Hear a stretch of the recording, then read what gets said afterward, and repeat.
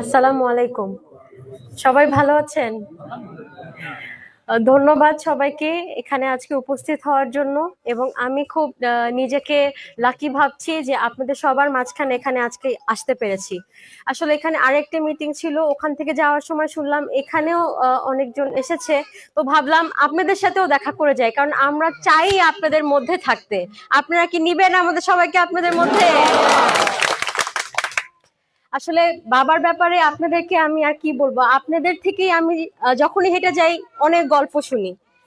আমি কয়েকটি কথা বলবো, সেটার মধ্যে আপনারা হয়তো সবাই জানেন যে আমি ইতিমধ্যে ডাক্তার হয়েছি আলহামদুলিল্লাহ। আপনারা সবাই দোয়া করেছেন, উপরে আল্লাহর সাপোর্ট ছিল, আল্লাহ ছিল পাশে, আমি ডাক্তার হয়েছি। এবং এটার পিছনে আসলে আমি মনে করি সবচেয়ে বড় যে আমার মোটিভেশনটা ছিল সেটা হচ্ছে আমার বাবা। আমার বাবা সব সময় বলতো যে বাবা তুমি এমন কিছু পড়বে যেটা তুমি পছন্দও করো, যেটা থ্রু তুমি সবাইকে সাহায্য করতে পারবা, একটা হেল্প করতে পারবা এবং ভালো কিছু করতে পারবা। এবং আমি ছোটবেলা থেকেই দেখেছি যে বাবা রাজনীতি করেছে কোনো কিছু পাওয়ার আশায় না, সবার মুখে হাসি দেখার জন্য, সবার সমস্যার সমাধান করার জন্য, এবং কোনো কিছু মানে কোনো ক্ষমতার জন্য না, সবার সমস্যা দূর করাই বাবার একটা প্রাপ্য, বাবার একটা পাওয়া। আমি মনে করি বাবা সেটাই সবসময় দেখেছি আমি করে গিয়েছে, এবং ওইটা দেখেই আমি সবসময় ইন্সপায়ার্ড হতাম যে আমিও এমন কিছু যেন পড়তে পারি যেটা সবাইকে আমি সবার পাশে থাকতে পারি। এবং আলহামদুলিল্লাহ আমি ডাক্তার হওয়ার সাথে সাথেই আমি কথা দিয়েছিলাম যে আমি এখানে একটা হেলথ ক্যাম্প করব। একটা না, বরং আমি 2টা হেলথ ক্যাম্প করেছি আলহামদুলিল্লাহ বাবার সাপোর্টে।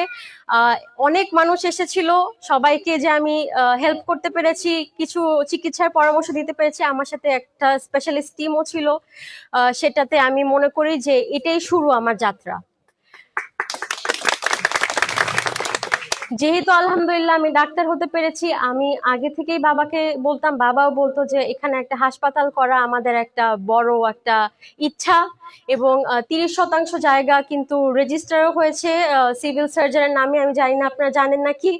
সো আমাদের হাসপাতালের কাজ অলরেডি স্টার্ট হয়েছে কিছুটা। আপনারা যদি সবাই সহযোগিতা করেন, আমরা ইনশাআল্লাহ বাবা নির্বাচিত হওয়ার পরে হাসপাতালের কাজটা সম্পন্ন করব।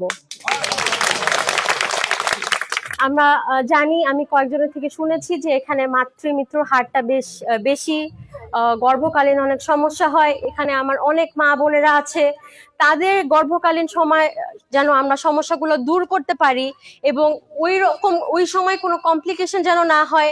আমি ইনশাল্লাহ আল্লাহর উপর তাওয়াক্কাল করে বলছি যে আমি চেষ্টা করব যে সব রকম কমপ্লিকেশন যেন আমি দূর করতে পারি নিজে থেকে।